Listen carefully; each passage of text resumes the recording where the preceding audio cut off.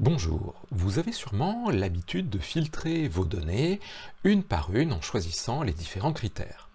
Ce que je vais vous apprendre aujourd'hui, c'est à créer dans Access des requêtes où nous allons enregistrer les différents choix, filtres que nous allons faire, de manière à pouvoir les rejouer en un clic. Cela nous permettra plus tard d'automatiser plusieurs séries d'actions, par exemple sélectionner toutes les commandes passées, les coller dans une table archivage, puis les supprimer de la table originelle.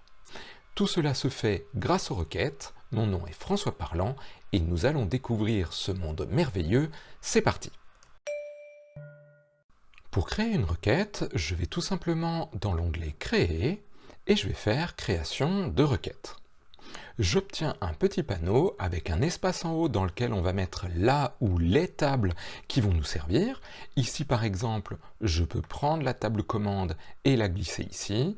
Une autre méthode consiste à se servir du petit panneau Ajouter des tables. Vous pouvez en prendre une ou plusieurs, ici il n'y en a qu'une. Vous pouvez cliquer sur Ajouter des tables. Nous pouvons maintenant choisir le ou les champs qui vont nous servir dans notre requête. Par exemple, ici, j'aimerais bien avoir l'identifiant de la commande, ID commande. Je vais donc double-cliquer dedans pour le faire venir dans ce qui sera les résultats de ma requête. Une autre chose que je pourrais avoir, c'est par exemple le pays, si on me le demande, eh bien je vais créer une deuxième colonne avec le pays. Si j'ai envie de lancer, c'est-à-dire d'exécuter la requête, je clique tout simplement sur le point d'exclamation « Exécuter ». Ce que j'obtiens, c'est le résultat de la requête avec juste les deux colonnes que j'ai demandées, et vous pouvez voir qu'en bas, au bout d'un petit moment, s'affiche le résultat. Pour revenir au mode création de votre requête, cliquez tout simplement sur le petit bouton avec l'équerre et le régler, et nous pouvons faire des modifications pour aller un petit peu plus loin. Les principaux opérateurs que nous allons utiliser sont le égal, le différent de, qui est le symbole inférieur et le symbole supérieur collés. Nous avons le inférieur, le supérieur ou égal et le supérieur ou égal. Imaginons que je veuille afficher les ID de commande, mais uniquement lorsque le pays est USA. Je tape tout simplement USA, j'appuie sur la touche Tab ou je clique ailleurs. La touche Tab, c'est celle qui est à côté du A et au-dessus du cadenas, avec les deux flèches qui se croisent. Ici, vous voyez que Access a ajouté des guillemets autour de USA pour dire qu'il s'agit du texte, et nous sommes sur la ligne des critères, donc on ne devrait avoir que ce critère-là. Je lance ma requête, et ici, je m'aperçois que je n'ai plus que 351 commandes qui correspondent à mon critère USA. Si jamais vous avez envie de voir le total, n'hésitez pas à cliquer ici sur « Afficher la ligne de total ». Vous obtiendrez une petite ligne en bas dans laquelle vous pouvez faire un certain nombre de calculs. Ici, sur un champ texte, le seul calcul que je puisse faire, c'est le nombre qui m'affiche le nombre total de commandes. Imaginons maintenant que j'ai envie d'avoir les pays qui sont USA ou Chine. Il y a plusieurs possibilités. La première, c'est tout simplement d'écrire dans les autres cases qui sont en dessous de ma destination et de rajouter les pays. Par exemple ici, Chine. Je vais avoir donc maintenant un premier critère, les pays qui sont USA ou les pays qui sont Chine. Je lance ma requête et je m'aperçois que cette fois j'en ai 513, c'est donc un petit peu différent puisque j'ai et les pays USA et les pays qui sont égaux à la Chine. Toutes les lignes qui sont en dessous sont utilisables pour démultiplier vos critères. Une fois que vous n'avez plus besoin d'une colonne, vous pouvez tout simplement la supprimer en la sélectionnant. Vous pouvez rajouter d'autres colonnes, par exemple ici on pourrait avoir le montant et pourquoi pas la date de commande. Et si vous avez besoin de les déplacer, vous pouvez sélectionner en faisant un clic, vous relâchez, et ensuite vous pouvez cliquer et déplacer votre colonne si vous avez envie. Si vous voulez afficher toutes les colonnes d'une table, au lieu de les prendre un par un, vous pouvez double-cliquer sur la petite étoile qui veut dire « Affiche-moi toutes les colonnes de la table ». Lorsque vous allez cliquer sur « Exécuter », vous aurez bien toutes vos colonnes. Vous pouvez bien sûr rajouter les colonnes sur lesquelles vous allez faire des filtres sans avoir à tout refaire. Ici par exemple, on peut prendre la destination de pays et faire USA. Vous n'aurez donc ici que les commandes des USA, mais vous aurez toutes les colonnes d'affichés. Vous noterez que comme j'ai rajouté une deuxième fois la destination de pays, lorsque j'ai fait ma requête, je me retrouve avec une colonne qui est à la fin et qui est un petit peu inutile. N'hésitez pas, lorsqu'il y a des colonnes dont vous ne vous servez pas ou que vous ne voulez pas afficher, vous pouvez décocher la case afficher pour ne pas la voir.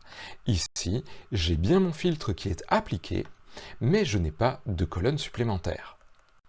Enfin, si vous voulez prendre plusieurs champs, mais pas tous, d'un seul coup pour les mettre ici, vous pouvez cliquer sur le premier, appuyer par exemple sur majuscule et cliquer sur le dernier de manière à les sélectionner. Ensuite, vous pouvez faire un clic et rester appuyé pour les jeter. Et vous verrez, ils s'installent immédiatement à l'endroit où vous les avez jetés. Vous pouvez ensuite lancer votre requête, vous obtenez que ces champs-là.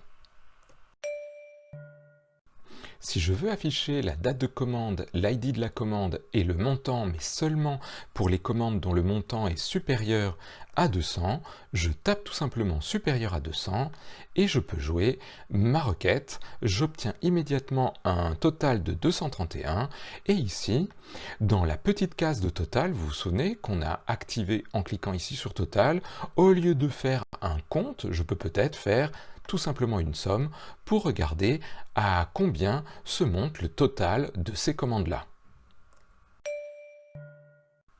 Si je veux afficher les commandes dont la date est supérieure à une certaine date, je vais me mettre dans Critères, je vais mettre supérieur, mais pour écrire la date, je dois l'encadrer avec des dièses. Attention, ce ne sont pas des guillemets, mais bien des dièses. Je vais donc mettre par exemple 01-2021, attention, mettez un dièse pour fermer, je vais vous montrer à quoi cela ressemble en étirant un petit peu la colonne, et maintenant, lorsque je clique, je vais avoir le total, il y en a 708, et ici, j'ai la somme de ce que cela représente. Nous avons vu tout à l'heure avec les pays qu'il était possible de rajouter des possibilités en mettant des choses les unes en dessous des autres. Il est également possible de cumuler des critères lorsqu'on les met sur la même ligne. Par exemple ici, si je veux avoir seulement les commandes qui sont supérieures au 1er janvier et dont le montant est supérieur à 200 €, je peux mettre les deux critères sur la même ligne et nous aurons donc que les commandes supérieures au 1er janvier et supérieures à 200. Je clique ici pour voir le résultat, je n'en ai plus que 170. Et bien sûr, on peut aller plus loin, je peux avoir les commandes après le 1er janvier qui sont supérieures à 200, mais je pourrais avoir aussi les commandes, par exemple, inférieures au 15 mai 2020, attention, pensez bien à refermer avec un dièse, qui sont par exemple inférieures à 50. Je clique ici pour lancer ma commande, j'en ai 181. Vous devrez donc être particulièrement vigilant si par exemple vous vouliez avoir les commandes après le 1er janvier 2021 et les commandes avant le 15 mai 2020 qui sont toutes les deux inférieures à 200, il faudra penser à répéter inférieur à 200 sur les deux lignes de manière à ce que le critère de montant s'applique bien sur les deux catégories de dates. Je clique, cette fois j'en ai 197. Si je veux les ID commandes et les pays qui ne sont pas les USA, je peux faire différent d'eux avec inférieur, supérieur et taper USA. Lorsque j'appuie sur Tab ou que je change de cellule, on voit que Access met les guillemets. Lorsque je clique ici, j'ai donc toutes les commandes. Il y en a 641 qui ne sont pas à destination des USA. Et bien sûr, je peux également exclure une date. Par exemple, si je prends la date de commande et que je fais différent de, n'oubliez pas les dièses, 27/07/2022, je referme avec mon dièse, je vous montre la formule en entier. Lorsque je clique, je n'obtiens plus que 638 commandes. Lorsque je crée une requête, je peux bien sûr rajouter un certain nombre de tris. Ici, c'est la colonne sur laquelle vous allez pouvoir le faire. Par exemple, je peux avoir les dates par ordre décroissant et les montants par ordre croissant. J'obtiens donc ici un ordre un petit peu différent, où j'ai les dates qui vont dans un sens et les montants dans un autre. Il est également possible de limiter les résultats lorsqu'il y en a trop. Vous avez par exemple ici le nombre d'éléments que nous allons renvoyer. Soit vous choisissez tout, soit vous en choisissez un certain nombre, soit un certain pourcentage. Par exemple, si je veux seulement les 5 premiers résultats, je choisis 5 et j'obtiens les 5 éléments concernés. Notez que pour chaque requête, vous pouvez afficher la feuille de propriété. Attention, vous aurez un petit nombre de choix si vous avez cliqué dans une des colonnes. Chaque colonne peut avoir des propriétés différentes. Vous verrez toutes les propriétés de votre requête en cliquant dans le vide dans la partie grise.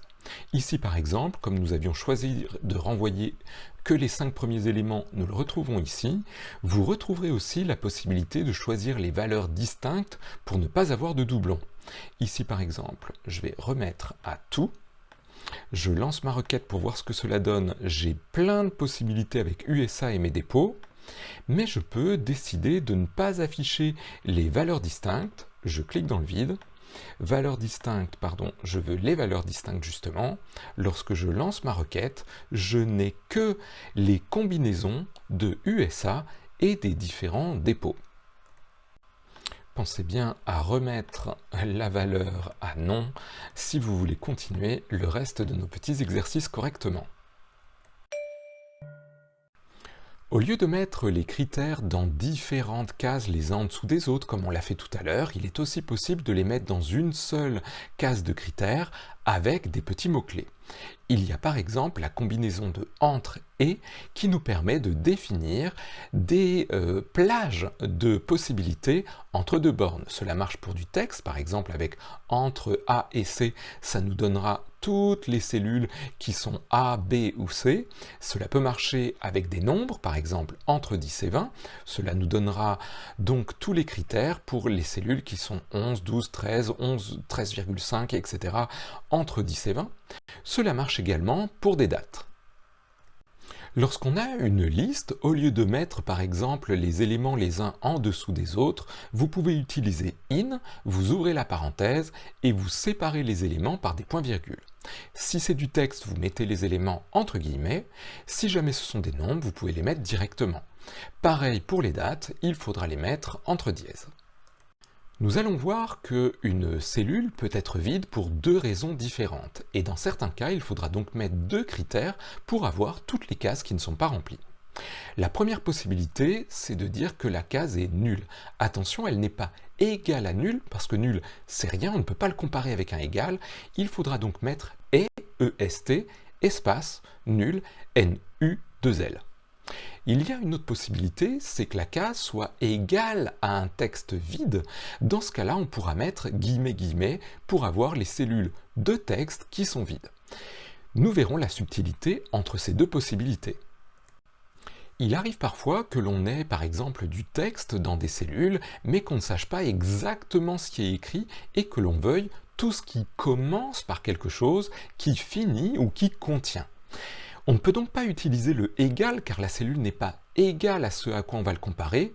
On va utiliser comme qui veut dire qu'on est dans une approximation. Si jamais vous avez envie de dire que quelque chose commence par une lettre ou plusieurs lettres et se poursuit avec 0 ou plusieurs caractères, vous allez utiliser l'étoile. On a donc ici comme espace, j'ouvre les guillemets pour dire qu'il s'agit du texte, je mets le début et je mets une étoile pour dire il peut y avoir des choses derrière. Si jamais j'ai envie de dire qu'il y a un texte et un caractère uniquement, je vais utiliser le point d'interrogation comme joker pour un seul élément. Il est possible, bien sûr, d'utiliser des crochets pour définir un intervalle de début. Par exemple, ça va commencer par des lettres de A jusqu'à D et il y aura quelque chose derrière. Et bien sûr, la petite étoile peut être devant si on a envie de dire il y a peut-être quelque chose devant et ça se termine par telle lettre ou telle expression. Bien sûr, si on veut dire qui contient, on mettra une étoile au début, ce que l'on veut rechercher, une étoile après. Ça voudrait dire que quelle que soit la position, on trouvera l'élément que l'on recherche. Enfin, en termes de négation, on va pouvoir utiliser le mot « pas » qui va nous être utile, notamment lorsque on veut quelque chose qui n'est pas nul ou qui n'est pas le texte ou les dates que l'on cherche. Pour définir un intervalle de date, je vais donc taper tout simplement entre et je vais mettre ma date de début, par exemple le 15 mai 2020, et je ferme mes dièses. Et la date de fin, je vais mettre ici mes dièses et je vais mettre par exemple le 15-05-2021, je ferme mon dièse, je clique et j'obtiens ici mon nombre d'éléments et ici je vais peut-être choisir nombre et je vais avoir mes éléments tout simplement, ici j'en ai 265. Utilisons en même temps un critère d'approximation. Je pourrais dire par exemple que je veux que le pays commence par un C. Dans ce cas-là, je vais rajouter comme et je vais lui dire il faut que ce soit un C et une étoile pour dire qu'il y a quelque chose d'écrit derrière. Je clique pour lancer ma requête et j'ai bien les dates comprises entre mes deux bornes et ici les pays qui commencent par un C. J'en obtiens 60. Si je voulais dire qu'ils contiennent un C, je mettrais une petite étoile devant le C pour dire qu'il y a des lettres devant, des lettres derrière, mais qu'il doit y avoir un C quelque part dedans. Je clique sur mes éléments et l'on voit qu'on a quelques éléments en plus, par exemple la République tchèque qui apparaît, France également. Si je voulais dire qu'il ne doit pas y avoir de C, je me mettrais devant le comme et je mettrais un pas. Ici, je clique et j'ai tous les autres pays, ceux qui ne contiennent pas de C. Imaginons que je veuille avoir la date d'envoi et le pays, mais lorsque la date d'envoi est pas remplie. Ici, comme on est sur un champ date, on ne peut pas dire guillemets, c'est-à-dire qui serait un texte vide. Si j'essaye de le lancer, j'obtiens un message d'erreur qui me dit c'est pas possible d'avoir un texte dans une colonne de date, tu ne peux donc pas chercher les cases vides comme cela. Je vais donc mettre et nul, qui est strictement la manière d'avoir une case vide dans une colonne de date. Je clique et j'obtiens bien toutes les commandes avec le pays dont la date d'envoi n'a pas été remplie. Il y en a 17. Maintenant, cherchons les cellules non remplies sur un champ texte qui va être le transporteur. Je peux bien sûr demander combien il y en a qui sont nuls. Et je vais obtenir ici, attention, ne vous fiez pas à ce petit nombre, ça n'est pas le total réel. Je vais mettre ici aucun total. Le total, il est là, il y en a 27. Maintenant, au lieu de savoir celles qui sont nulles, c'est-à-dire qui n'ont jamais été remplies, est-ce qu'il y en a qui ont été remplies puis effacées, c'est-à-dire qui contiennent du texte vide? Le texte vide, c'est guillemets, attention, ne mettez pas d'espace à l'intérieur, ce ne serait plus du texte vide, ce serait du texte avec un espace, c'est donc bien guillemets. Je vais exécuter ma requête et j'obtiens deux éléments, il y a deux lignes de commande dont le transporteur n'est pas nul mais est vide. Pour un champ texte, si je veux donc avoir réellement toutes les cellules qui ne sont pas remplies, il faut que je mette les deux critères. Le champ guillemets pour dire c'est du texte vide et mon est nul pour dire ça n'a jamais été rempli, c'est une cellule qui est totalement vide. Je vais cliquer sur exécuter et j'en obtiens 29 au total. Il arrivera souvent qu'au lieu de vous demander d'afficher toutes les lignes qui vous intéressent, on veuille les regrouper et faire des opérations. Je prends un exemple. Par exemple, j'aimerais bien avoir pour chaque transporteur, je voudrais avoir les ID de commande, mais je ne veux pas les afficher, je voudrais les compter. Lorsque c'est le cas, vous cliquez dans le petit symbole Toto qui est là, et vous voyez qu'une nouvelle ligne apparaît, opération. Je vous remontre, voilà cette ligne d'opération. Il vous dit, je vais regrouper sur chacune des colonnes. Alors peut-être que c'est intéressant de regrouper par transporteur, c'est ce que l'on voulait, mais par contre on n'a pas envie de regrouper par ID de commande. Je vais donc cliquer sur regroupement, et je vais voir que je peux faire plusieurs calculs. Par exemple, je pourrais compter le nombre de commandes par transporteur. Je lance ma requête et au lieu d'avoir plein de choses, je vais avoir les transporteurs et le nombre de commandes qui correspondent. Et vous remarquerez que l'on a deux lignes pour les cases vides. Bien sûr, maintenant, vous connaissez la différence. Ici, c'est celle dont le texte est vide. Celle-là, c'est celles qui sont nulles. Maintenant, voyons comment nous pourrons appliquer des critères sur ce genre de requête. Si je veux appliquer un critère sur cette colonne, je dois l'appliquer sur le résultat. Ici, par exemple, je pourrais filtrer tout ce qui est inférieur à 240. Je peux donc me mettre ici, je voudrais que le compte soit inférieur à 240. J'obtiens bien ici les petites valeurs. Mais comment faire pour filtrer non pas sur le compte des commandes, mais par exemple sur les commandes dont le montant était inférieur à quelque chose? Eh bien, je ne dois pas faire de regroupement là-dessus. Ce que je vais faire, c'est que je vais mettre l'expression « ou ». Cela va nous permettre de dire « tu vas me regrouper par transporteur » et compter les commandes, mais avec le critère sur le montant, je veux seulement celles dont le montant est par exemple inférieur à 200.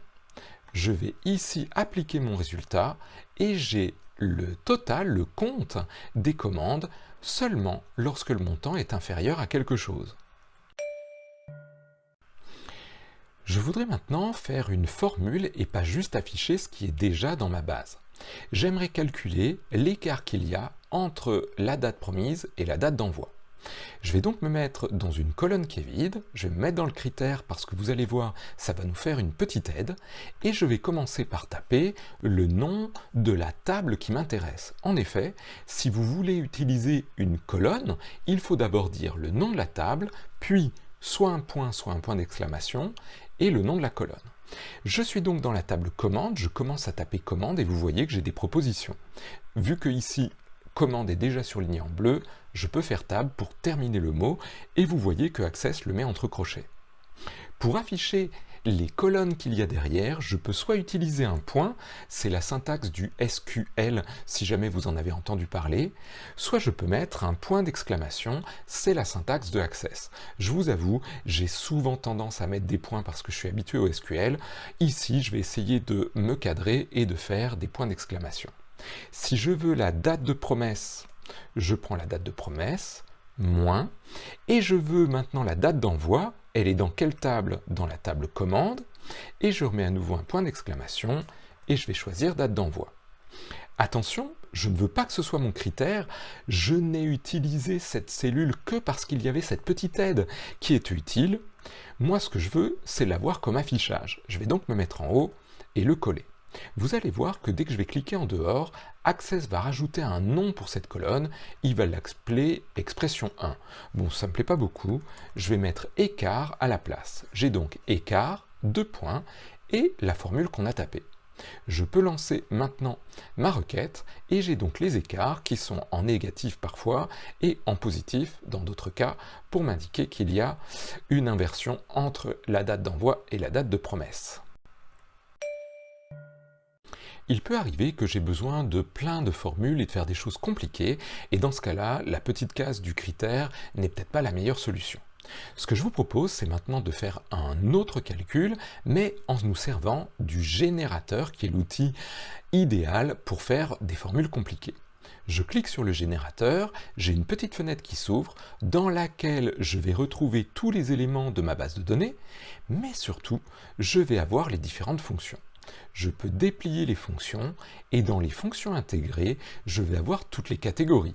Soit je les affiche toutes, soit je prends que celles par exemple qui correspondent aux dates et heures, et vous allez voir qu'il y en a beaucoup qui peuvent nous être utiles, soit je peux aller chercher les formules de texte, il y en a beaucoup également. Lorsqu'on a envie, on pourrait par exemple ici chercher quelque chose. J'aimerais bien par exemple compter le nombre de caractères qu'il y a. Je vais donc dans mes dépôts. Je vais donc double-cliquer sur NBchar et vous voyez qu'ici ça affiche NBchar, ça ouvre la parenthèse et ça met une expression. Maintenant, il faut que je remplace cette expression parce que je veux compter. Écoutez, puisqu'on a vu la technique tout à l'heure, on peut commencer à taper le nom de la table, point d'exclamation, le nom de la colonne, c'était les dépôts qui m'intéressaient. Si j'arrive à les trouver, les voilà. Eh bien, je peux faire OK, et maintenant j'ai une expression qui va m'afficher le nombre de caractères des mots qu'il y a dans la colonne des dépôts. Je lance, et vous voyez que la plupart du temps j'en ai 3, c'est normal puisque mes dépôts contiennent 3 lettres, mais de temps en temps, il y en a qui contiennent plus de lettres. Vite! Allons faire un petit critère pour dire je veux uniquement celles qui sont supérieures à 3, et tant qu'à faire, j'aimerais bien savoir ce qu'il y a vraiment d'écrit dans mon dépôt, donc n'hésitez pas et cliquez sur dépôt pour l'afficher. Lorsqu'on affiche nos éléments, on découvre qu'en effet, il y a des cas où le nom du dépôt n'est pas écrit correctement, mais qu'il contient soit inconnu, soit absent, qui ont plus de 3 caractères. Vous pourrez découvrir avec le générateur d'autres possibilités. Voici un exemple avec une formule de date cette fois. Je vais donc dans les formules intégrées, je choisis date et heure, et vous verrez que dans tout ce qui est proposé, il y en a une qui est le jour somme. Le jour somme, c'est pour indiquer à quel jour de la semaine correspondait une date. Ici, par exemple, la date, ça va être par exemple la date d'envoi. Je vais donc écrire commande, point d'exclamation, et je vais choisir date d'envoi. Attention, il y a un deuxième élément à rajouter dans cette formule, elle est un peu spéciale, je vous la montre, et il faudra que vous preniez du temps pour apprendre une par une les formules qui peuvent vous être utiles. Lorsque vous regardez l'aide d'en bas, vous allez découvrir que cette formule compte les jours de la semaine, par exemple. Le lundi va avoir un nombre, le mardi un autre, mais ça compte à l'américaine, c'est-à-dire que le premier jour de la semaine c'est dimanche. Honnêtement, j'ai tendance à avoir l'habitude de compter avec un lundi égale 1 parce que pour moi c'est le premier jour de la semaine. Je vais donc lui dire ne compte pas à l'américaine, compter à l'américaine ce serait mettre un petit 1 derrière, mais compte plutôt à la française avec un petit 2. Ça, il faut le savoir et la plupart du temps, vous aurez besoin de cliquer sur la formule pour faire apparaître l'aide en ligne et découvrir les subtilités des différentes formules. Je clique sur OK et maintenant, j'aurai le jour de la semaine pour chacune de mes dates d'envoi. Je clique et on a ici les différents nombres qui apparaissent. En quoi c'est utile? Eh bien tout simplement, je pourrais lui dire maintenant comme critère, je veux que tu m'affiches uniquement les dates de commande qui sont avec un jour de la semaine qui est égal à 1, c'est-à-dire les lundis, et je peux avoir uniquement les lundis qui apparaissent ici. Et je vais vous montrer comment on pourrait améliorer ça. Au lieu de créer une nouvelle colonne et de nous servir du générateur, on pourrait tout simplement mettre un critère dans la date d'envoi. Je voudrais que le jour somme de, je prends la table commande et je prends la date d'envoi, je voudrais que ce jour somme en comptant à la française soit égal à 1. Ça va être mon critère et lorsque je vais lancer ici, je ne vais avoir directement que les éléments dont la date d'envoi est un lundi. Jusqu'à maintenant, nous avons mis les critères directement dans la requête et quand nous allons jouer la requête, le critère sera appliqué. Mais il arrive que l'on ait envie de créer des requêtes qui va demander au moment de son exécution à l'utilisateur de mettre le critère. Par exemple ici, j'aimerais faire une requête qui va sélectionner les pays mais en le demandant à l'utilisateur. Je peux donc faire ici dans la colonne destination du pays un petit crochet, quel pays, je vais peut-être même mettre un point d'interrogation pour poser la question, et regardons à quoi cela ressemble quand on la joue. Je lance ma requête, cela m'ouvre une petite fenêtre qui me demande quel pays, admettons que je veuille USA, et maintenant je vais avoir le résultat avec USA. Évidemment, si je rejoue la requête, je peux mettre maintenant autre chose, par exemple Chine. Et ainsi, ma requête est paramétrée, c'est-à-dire qu'elle pose des questions à l'utilisatrice ou à l'utilisateur au moment où elle est lancée. Je peux également créer une requête avec des dates. Ici, par exemple, cela ne sélectionnera que les USA, et je peux poser ma question entre.